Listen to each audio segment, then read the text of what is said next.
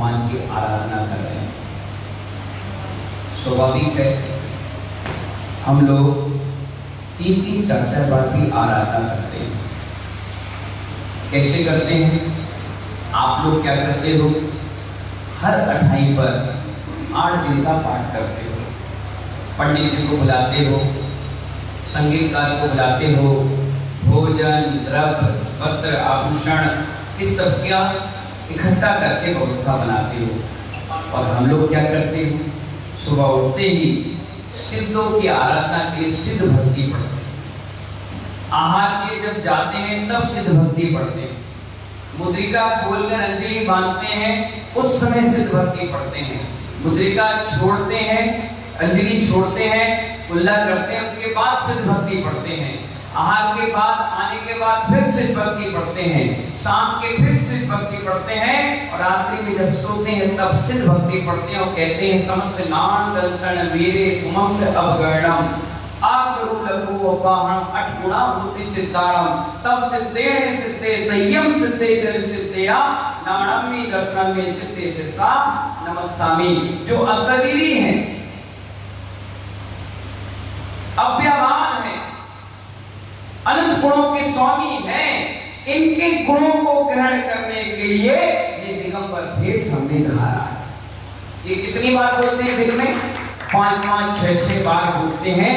यहाँ तक कि शिक्षक महामंडल विधान का पहला अर्घ चढ़ेगा मनोज जी बागलीवाल जी, तब भी पहले सिद्ध भक्ति ही पढ़ी जाती है, उसके बाद चढ़ाया जाता है।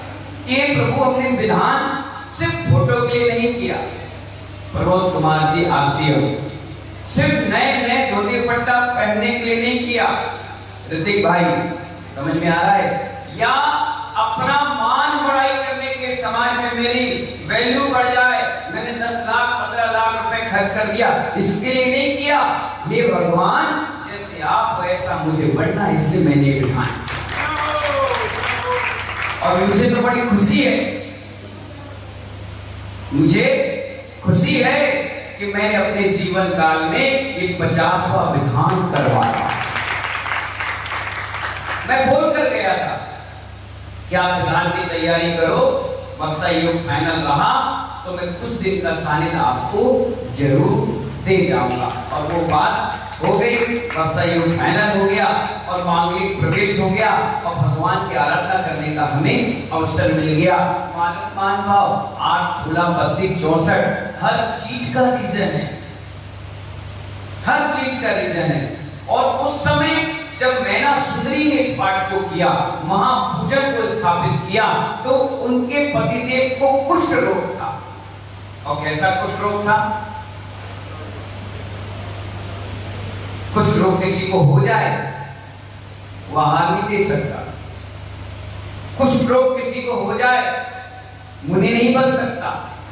कुष्ठ रोग हो जाए वो भगवान का अभिषेक और पूजन नहीं कर सकता। कितनी बड़ी बात है। यानी पुण्य मिलने वाली सारी चीजों पर विराम। पांड्या जी क्या कहा? मैं कहता हूं हमारे दुश्मन भी कोई हो, उसे भी जीवन में कभी कुष्ठ रोग ना हो भैया, ना हो। इतना भयानक अभिशाप के रूप में तरीके से हमारे शरीर में चिपक जाता है। एक किसके बराबर? चने के बराबर भी अगर सफेद दाग हो गया, करोड़पति बने रहो, अरबपति बने रहो, मैं कहता हूं पूरे ब्रह्मांड का पैसा तुम्हारे पास हो तो भी तुम सौदर इंद्र नहीं बन सकते, तुम यज्ञनायक चक्रवर्ती कुबेर नहीं बन सकते, तुम हम जैसे दिगंबर क्षुल्लक कीलक आरिकाओं को आहार नहीं दे सकते। कितना बड़ा आपके लिए कर्म का उदय है। इसीलिए हम सभी लोग खुश होकर के आनंदित होकर विधान करते कि भगवान उस सिरपाल को तो शरीर में कुष्ठ रोग हुआ था, हमारे मन में भी कुष्ठ रोग ना हो। 8 दिन की आराधना में, 8 दिन की इस पूजा में हम इतनी सुंदर भक्ति भगवान की करना है। और ये भी नहीं कि नाचना है, और ये भी नहीं कि चमक ढुआ के एक दूसरे को देख करके रील्स या फोटो खींचना है। नहीं मानुभाव, फर्स्ट भगवान और सेकंड आप, थर्ड पर्सन आपको दिखना नहीं चाहिए। आप कहोगे ऐसे कैसे होगा? नहीं, अगर ऐसा नहीं होगा तो ये व्यर्थ हो जाएगी। पुस्तक आपको दी गई है, एक एक शब्द पढ़िए, एक एक शब्द का आनंद लीजिए, एक एक मंत्र का आनंद लीजिए, सोचिए विचार करिए, पता नहीं कौन सा मंत्र कौन सा शब्द आपके हृदय में उतर जाए, कौन सी बात आपको लग जाए, कौन सी बात अंत समय में तुम्हें याद आ जाए। परम पूज्य गुरुदेव ने, जिन्हें आज इसी 4 जुलाई को समाधि संलेखना ली, उन्होंने 131 समाधियां कराई। कितनी? हो सकता है आगरा में 1-2 आपने देखी हो, पर मुझे गर्व है, प्राउडेड कि आगरा के भी, आप ही के कमला नगर के ललित भैया की समाधि भी गुरुदेव ने ही कराई। जब 131 समाधियां उन्होंने कराई है तो उसका पुण्य कहां जाएगा? सैकड़ों पंचकर्म कराए हैं, कहां जाएगा? 350 हमारे जैसे निर्गत साधुओं को दीक्षा दी है, उनका पुण्य कहां जाएगा?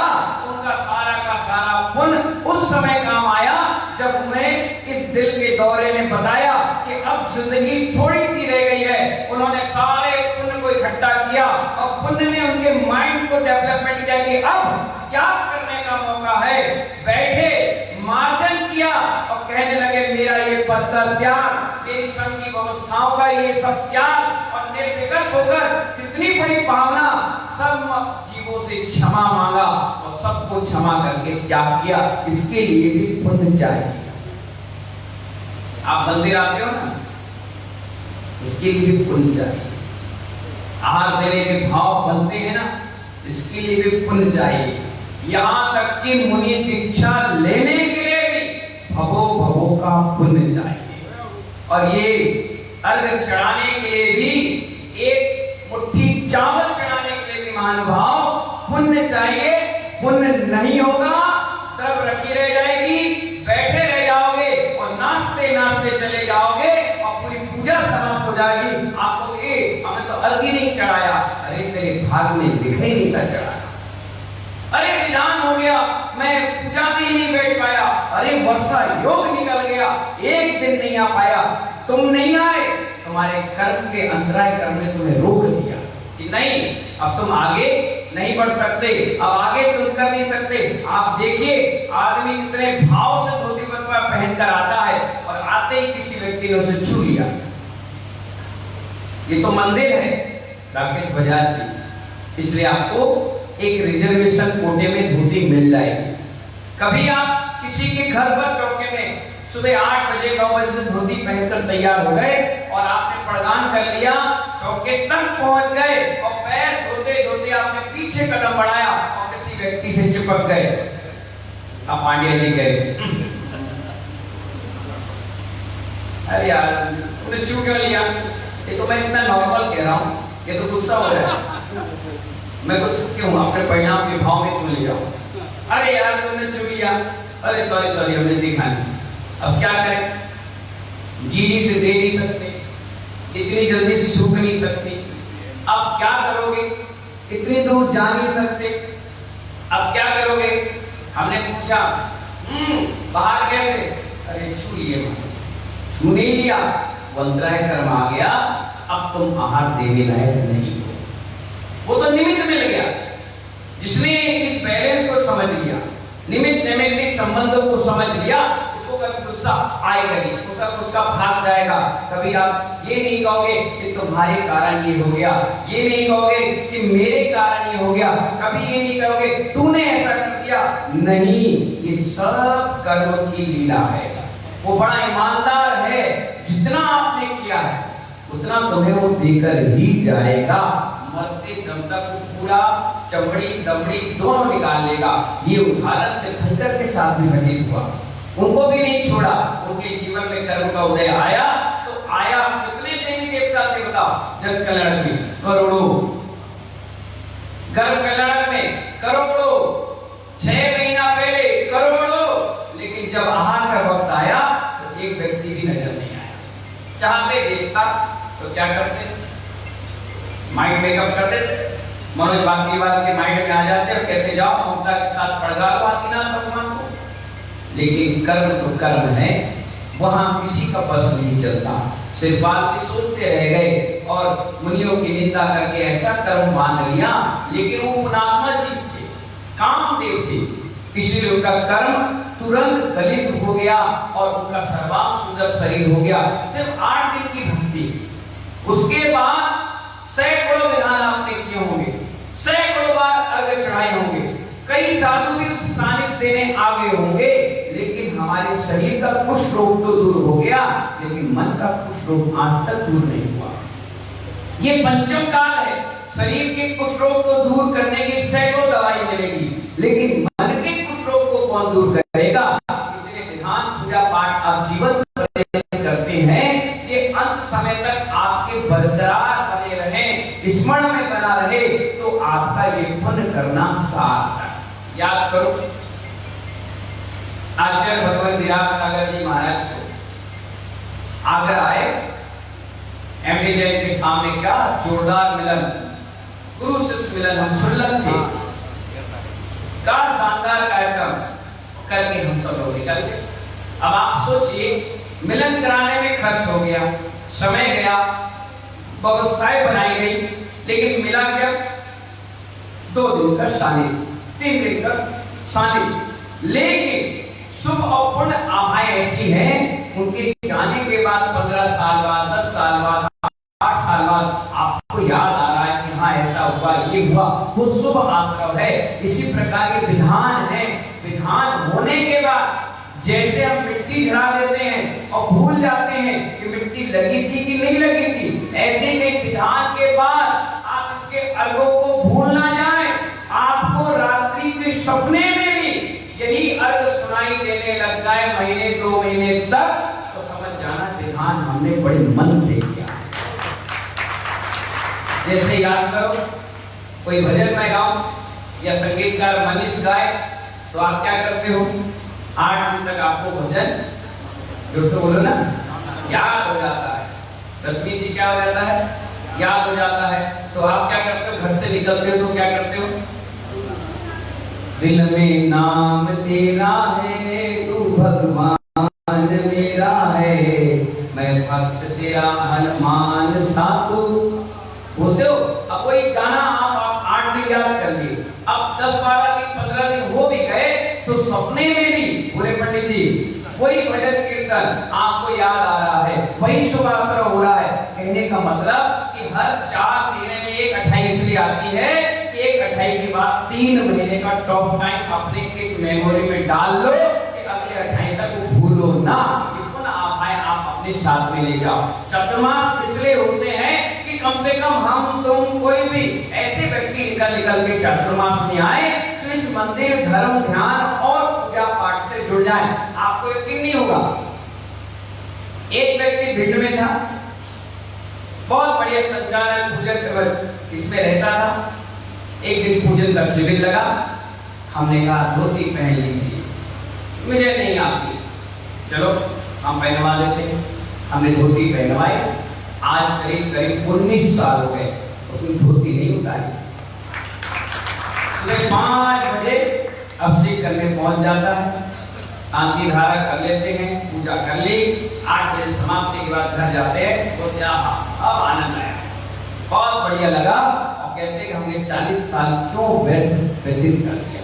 एक चातुर्मास में एक व्यक्ति जुड़ गया, हमारा चातुर्मास सक्सेसफुल। 40 चतुर्मास आपने करा लिए, 40 पुजारी आपके मंदिर में पड़ गए, पूजा करने वाले मिल गए, और इस 40 साल में एक आध कोई त्यागी मिल गया, कोई तपस्वी मिल गया, कोई व्रती मिल गया, हमारा चातुर्मास सक्सेसफुल।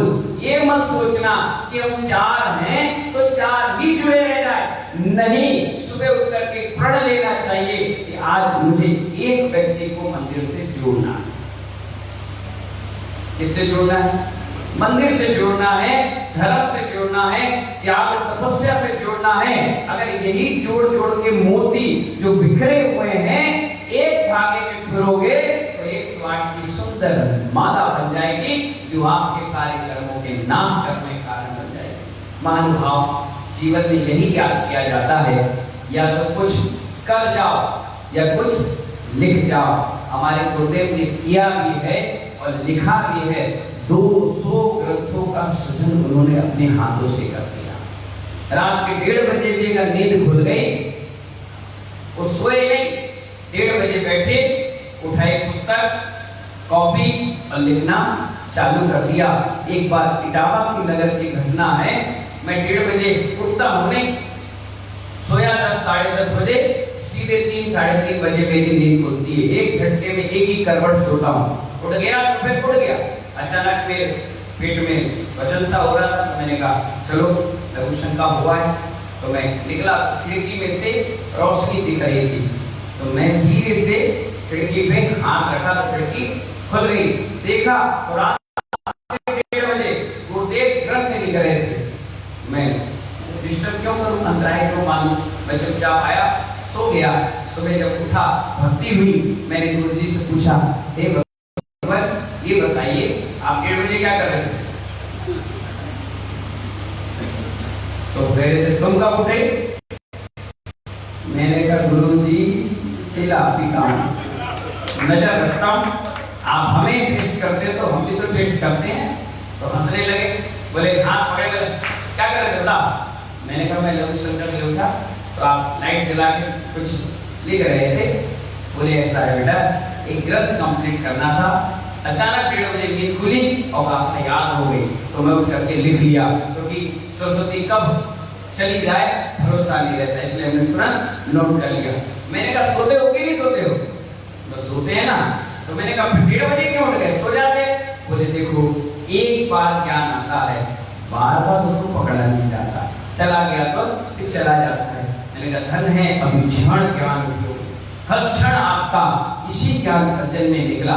इसीलिए तो महानुभाव 250, 300, 400 पता नहीं कितने साल के इतिहास में पहला ऐसा संत हुआ है जिसने जीते जी सब कुछ त्याग करके अपने प्राणों को छोड़ा है। गजब की समाधि हुई है, ऐसी समाधि मनोज जी बाकलीवाल बिरला संत करता है। और इतना बड़ा संदेश सारे समाज को वो देकर के गए कि कोई भी किसी के साथ देने वाला नहीं है अपने परिणामों के अलावा। इसलिए विधान आपके बीच में हो रहा है। जब जब मैं विधान को देखता हूँ, जब ये अभिषेक पूजन को देखता हूँ, तो मुझे 49 विधान अपने आप दिखने लग जाते हैं कि पहली बार मैंने कहाँ किया था, दूसरा कहाँ किया। और जब जब ये चीजें मुझे स्मरण में आती है, मुझे शुभ ही शुभ आश्रय होने लगता है। इसी प्रकार मैं आपसे कह रहा हूँ, सिर्फ अर्घ चढ़ाना, पुस्तक पढ़ना, फोटो खिंचवाना या माला मुकुट और साड़ी धोती पट्टा पहनने का नाम विधान नहीं है। इससे हमारा संविधान सुधर जाए, उसका नाम विधान है। हमारे जीवन की शैलियां चेंज हो जाए, बोलने का ढंग में परिवर्तन आ जाए, सोने और खाने के ढंग में परिवर्तन आ जाए, उसका नाम ये विधान है। 8 दिन के अनुष्ठान में धीरे धीरे आपके परिणामों को बदला गया। इसलिए बदला गया, पहले दिन 8, अगर पहले दिन ही 100-200 अर्घ हो जाते तो आप उठते। पंडित जी थोड़ा जल्दी करवा दो। पंडित जी क्यों भाई थक गए? पंडित जी थोड़ी सी रफ्तार बढ़ा दी, मजा नहीं आ रहा है, थोड़ा नचवा। पंडित जी नचवाने लगे, फिर एक आएगा, अरे पंडित जी क्या नाचना गाना करा, पढ़ो। पंडित जी पढ़ने लगे। पंडित तो बेचारे पंडित जी हैं, उन्हें तुम जैसा कह दोगे वो वैसा कर देंगे, लेकिन हम साधु हैं, हम तो जो कहेंगे वो पुस्तक के हिसाब से कहेंगे। हर अर्घ से आपके तवा में सोने को रख करके तपाया गया है। पहले 8 दिन 8 अर्घ से तपाया, थोड़ा सा कालिमा हटी, फिर 16 से तपाया और हटी, फिर 32, 64 और फिर एक दिन ऐसा भी आएगा कि आप घड़ी देखना भूल जाएंगे, आप घर का पता भूल जाएंगे, आप एक दूसरे को भूल जाएंगे और सिद्धों की भक्ति में ऐसे उतर जाएंगे कि 3 बज जाएगा। ये 3 बज गए पता ही नहीं चला। ये होती है सिद्धों की आराधना।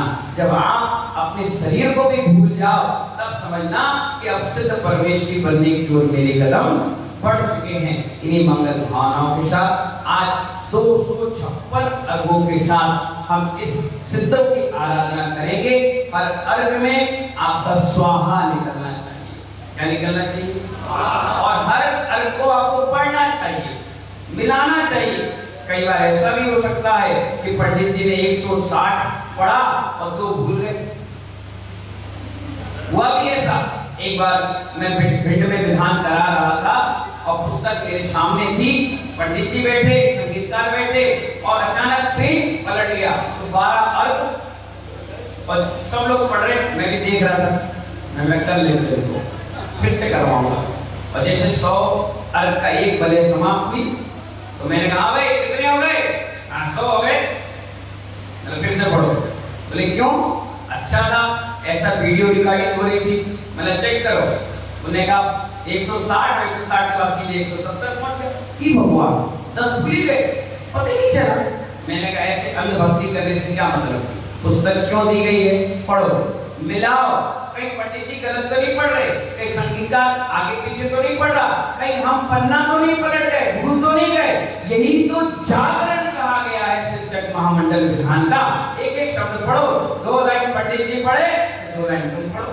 पंडित जी को बोलो 10 मिनट संगीत बंद करो, हम सब मिलकर पढ़ेंगे, एक स्वर में पढ़ेंगे, एक स्वर में स्वाहा बोलेंगे, तब तो इस शिक्षक महामंडल विधान का आनंद आपको आएगा। इनने पढ़ा, उनने बजाया, उनने चढ़ाया, कुछ मिलने जुलने वाला नहीं है। इसलिए महानुभाव एक एक अर्थ पढ़िए और बड़े सुंदर तरीके से हर अर्थ को मस्तक से लगाकर भगवान सिद्धों के चरणों में अर्पण कर दीजिए। और बहुत सुंदर शिक्षक महामंडल विधान का आयोजन आप सभी लोग कर रहे हैं। जो आयोजन करता है वो भी बहुत आशीर्वाद के पात्र हैं और साथ में सबसे ज्यादा आशीर्वाद उनके सहयोगी दलों का है जिन्होंने मिलजुल करके सरकार बनाई है। अगर एक भी डिसबैलेंस होगा तो आपके 200 कितने 72 सांसदों में एक भी कम हुआ तो आपकी सरकार नहीं बनने वाली। मालूम है महानुभाव, सिर पर चढ़ाने वाले से ज्यादा महत्वपूर्ण गुरुजी के साथ पैदल चलने वाले होते हैं। अगर पैदल चलने वाले ना हो तो गुरुजी बोर हो जाएंगे रास्ते में और ये सोचेंगे कि उत्साह ही नहीं है समाज का। मैं जब हिरोर से चला आ रहा था, सैकड़ों की तादाद में आगरा की जैन समाज, कभी कोई शैली से, कभी कोई शैली से, कभी कोई मंदिर से लोग पहुंचते थे। मैंने कहा भाई ठीक ठाक बढ़िया? बोले हाँ महाराज जी, बहुत जोरदार प्रवेश आपका होगा। मालूम है 24 घंटे नहीं हुए 77,000 लोगों ने सिर्फ फेसबुक में आपके प्रोग्राम को देख लिया और भूरी भूरी प्रशंसा की है। लोग मुझे आकर बता रहे देखो महाराज जी कितने लोगों ने कमला नगर का कार्यक्रम देखा है। अब कमला नगर का प्रवेश देखने के बाद जहां जहां प्रवेश हो रहा है वो और अच्छी तरीके से प्रेरणा लेकर वो उस प्रवेश को कराएंगे। और आप सभी को बताएं कि अभी आने वाली 28 तारीख को महानुभाव अपन सभी लोग चातुर्मास कलश की स्थापना करेंगे, लेकिन हम 20 तारीख को अपनी मंत्र क्रिया करके दिशा बंधन करेंगे। 21 तारीख को गुरु पूर्णिमा का अवसर है, वो भी कार्यक्रम आपके बीच में होगा। और साथ ही साथ महानुभाव 22 तारीख से आपका चातुर्मास का काल प्रारंभ हो जाएगा वीर शासन जयंती के साथ। और उस दिन अपनी कीर्त क्लास, अपनी प्रवचन श्रृंखला, दोपहर के स्वाध्याय, शाम की अपनी गुरु भक्ति आनंद यात्रा आरती और उसमें भी मंगल प्रवचन सुनने को आपको मौका मिलते रहेगा समय समय पर। आप सब चारों चीजों को अपने हिसाब से मैनेज करके जितना ले सकते हैं हमसे ले लीजिए। अपन तो चौकीदार हैं, क्या है कह रहे हैं जागते रहो। क्या कह रहे हैं? जागते रहो। और अगर इतने में भी आप नहीं जाग पाए और चोरी हो गई तो फिर हमारी रिस्पॉन्सिबिलिटी नहीं है। हमने 4 बार आपको जगाया और 4 बार आप सोते रह गए तो आचार्य भगवान कहेंगे कि आपके बड़ा दुर्भाग्यशाली के जीवन में कोई नहीं।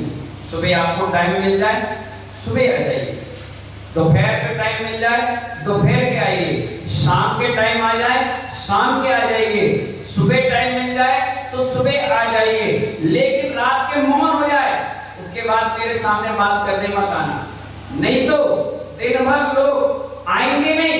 जब रात के मेरा मौन हो जाएगा, महाराज जी पूजन कैसे करना चाहिए क्या होता है मौन? अब मैं कह रहा हूं मैं माला फेरूंगा तुम्हें पूजन की विधि बताऊं। अच्छा महाराज जी चौका में क्या त्याग है आपका? अब मैं तो 11 बजे त्याग करके आ गया, अब तुम्हें क्या बताऊं? अरे महाराज जी एक बात समझ में नहीं आ रही, जो अभिषेक करते हैं ना, तो कलश ऐसे पकड़े कि ऐसे पकड़े। अब उस समय मैं सोचता हूँ काश मेरा मौन खुला होता तो मैं बताता, लेकिन अब मौन है तो मजबूरी। अब मैं उनसे एक दिन पूछा कि तुम सारे प्रश्न रात के क्यों करते हो? बोले दिन में हिम्मत नहीं होती। दिन में कौन बोले हिम्मत नहीं होती, इसलिए धीरे से रात के देखते कि आपका मौन है और हाथ में माला है, अपनी बात कह दो, सुबह आप अपने आप समाधान कर दोगे। तो महानुभाव रात के ऐसी बातें मत करो, लिख लो। आपको बहुत अच्छा पेन और डायरी होगा, जब आपके मन में कोई आ जाए बात आप लिख लो और लिख कर मुझे दे दो। ना मेरे कान में बोलना और ना मैं कभी काम कर रहा हूं तब बोलना। तो काम में आप डिस्टर्ब मुझे मत करना, और खास तौर से कोई भी लेडीज मेरे बगल में आकर मेरे कान में ना बोले, मुझे वो चीजें बिल्कुल पसंद नहीं आती। कल के दिन आपने बोला और मैंने ये सुना और अचानक किसी ने फोटो खींच ली, अब तुम ही लोग क्या कहोगे? फिर क्या कहोगे? बताओ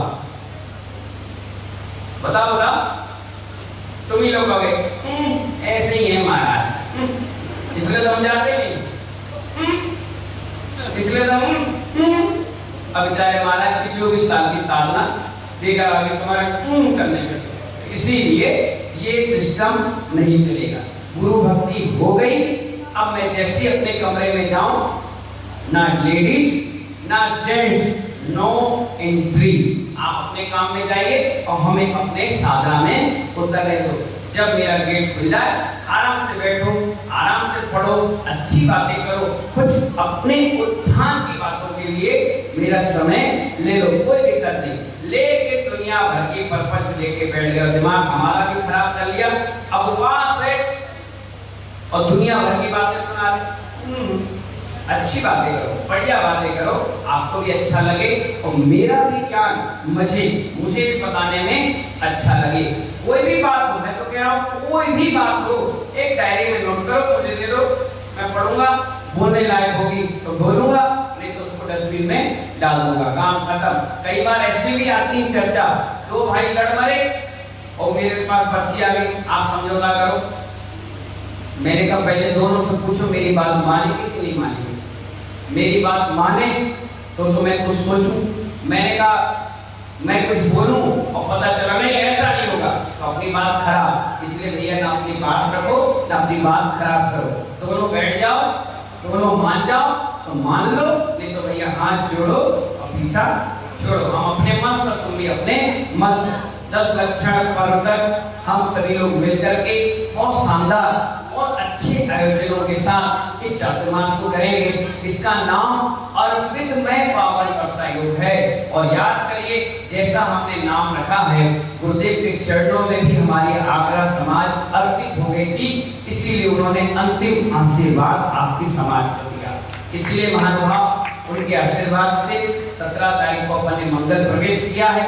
27 तारीख को सैटरडे पड़ रहा है, दोपहर के ठीक 2:30 बजे अपने अपने घर से जितने भी बच्चे हैं, जितने भी बच्चे, मैं कहता हूं नालायक भी हूं, चाहे लायक हो, चाहे डफर हो, चाहे बुद्धिमान हो, एजुकेटेड हो, सब बच्चों को कहना जाओ बेटा गुरुजी से आशीर्वाद लेकर आओ।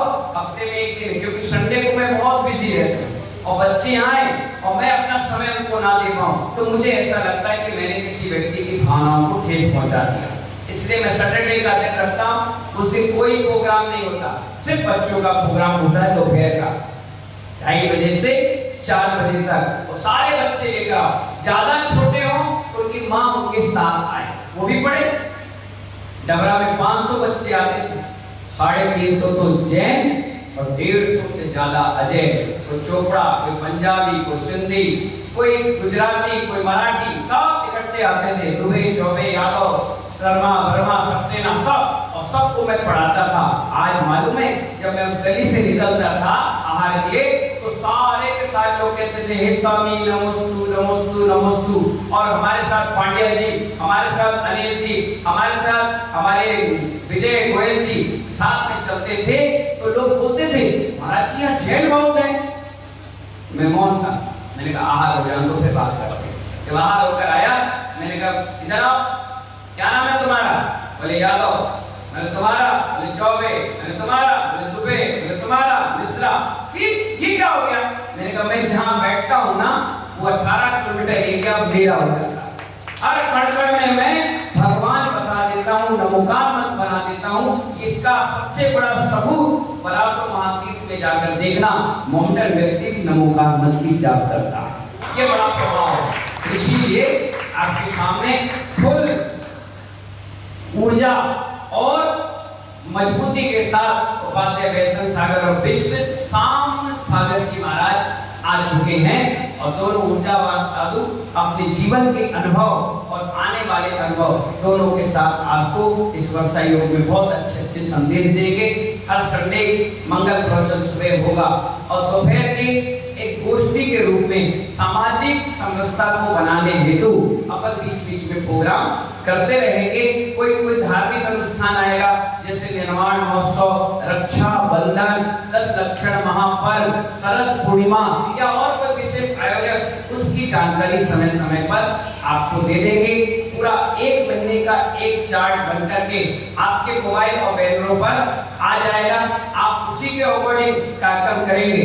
हर कार्यक्रम चतुर्मास में जेंट्स तो आगे हो जाते हैं, भीड़ जुटाने के लिए महिलाएं भी आ जाती हैं, लेकिन कभी खुला मंच उन महिला सम्मेलन के लिए नहीं मिला। इस बार सारी महिलाओं को छूट है। जितनी तुम्हारी बहनें हैं, रिश्तेदार हैं आगरा में, सबको बुला लेना और कहना ये मंच अब हमारा है एक दिन में। खूब बढ़िया नारी शक्ति योगदान के हिसाब से पिछली बार डबरा भोपाल में भी हमने किया कि समाज में नारी का योगदान क्या है, उस विषय पर बहुत बड़ा गोष्ठी होती है। युवाओं के लिए होती है, हमारी बहनों के लिए, हमारे बच्चों के लिए और हमारे जो सफेद बाल वाले जो काले कर करके घूम रहे हैं, ये सारे वृद्ध 55 के बाद वाले, इनके लिए भी सारे योजन और सभी को समाहित करके एक दिन का मेडिटेशन का कैंप। उस कैंप को 1000 काम छोड़ना पड़े छोड़ देना। ठीक सीट सुबह 4 बजे आपकी एंट्री वहां पर हो जाना चाहिए। ना मोबाइल लाओगे, ना महंगे सामान पहन कर आओगे, बिल्कुल कंफर्टेबल होकर के आओगे। कुर्सी में बैठ सकते हो कुर्सी में बैठो, जमीन में बैठ सकते हो जमीन में बैठो, इसमें कोई कंडीशन नहीं है। और जिस दिन होगा उस दिन आपको 3 दिन पहले बताया जाएगा और सुंदर आयोजन के साथ छोटे बच्चे, रोने गाने वाले बच्चे बिल्कुल एंट्री नहीं होगी। किसी को ज्यादा गंभीर बीमारी है वो भी इसमें नहीं आएगा। 2 घंटे का बहुत बढ़िया मेडिटेशन हीलिंग का कार्यक्रम चलेगा। आप खुद देखना, अपनी पल्स, अपनी बीपी, अपने शुगर सब नपा के आना और जब मेडिटेशन करके जाओगे उसके बाद अपना चेकअप कराना। जमीन आसमान का अंतर मिलेगा। मनोज भैया 24 साल हो गए मुझे, आज तक मैंने दवाई का सेवन नहीं किया। आज तक दवाई मैंने टच भी नहीं करी, खाया भी नहीं, औषधि भी नहीं, लेप भी नहीं, कुछ नहीं। जैसा हूँ ऐसे रेडीमेड हूँ। शायद मेरा जन्म इसीलिए हुआ है। इन्हीं मंगल भावनाओं के साथ शिक्षक महामंडल विधान आपके घर, आपकी यश कीर्ति, आपके वैभव, आपकी शक्ति को बढ़ाए, आपके मानसिक विकारों को निकालकर स्वभाव में उतार दे, ऐसे मंगल भावना